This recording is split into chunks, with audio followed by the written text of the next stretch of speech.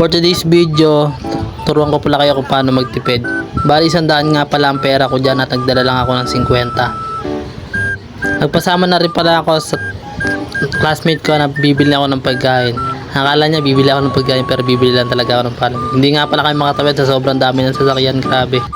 At nakapunta na nga kami dito sa simbahan ng Katoliko sa may Santa Cruz lang yan. Kung gusto nyo pumunta kayo, grabe maganda dito. Ito pa nga yung dalawa kong classmate, grabe naman to, buraot ka, grabe. At nandiyan pa nga yung iba naming classmate, nagbe-recess pa. Ganito nga pala kami mag-recess sa may labas kasi nga wala kami mabibilang pagkain kundi dito lang. At dito na nga pupunta ang magtitipid tayo. At ito nga ang unang target ko. Siyempre, palamig lang agad.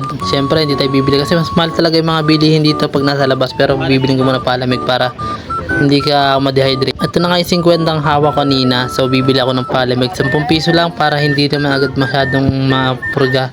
Binili ko nga pala dyan yung buko pandan. Siyempre, yung kulay green. Tapos na nga pala kami mag-recess nito at diretso na ulit kami sa susunod namin subject. Siyempre, mas good student muna tayo. Bawal muna mga tarantado, bawal muna magbulakbol at diretso na tayo para makapasa ito.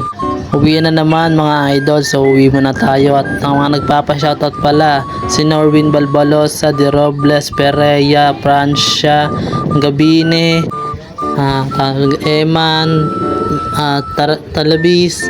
Shoutout sa inyo, ingat kayo, God bless. At lalakadin ko muna itong plaza. At meron pa nagpapa-shoutout si Balatayan, John Franz Roaring, at saka si Eman. Sino pa nagpapa-shoutout? Balik tayo sa pera ko, 40 pesos na nga lang at natira. So ano pa mabibili, marami pa dito. Saka dito ko na rin patatapusin yung video ko. Thank you sa mga nanonood. Bye bye. Shoutout ulit sa inyo. Bye bye.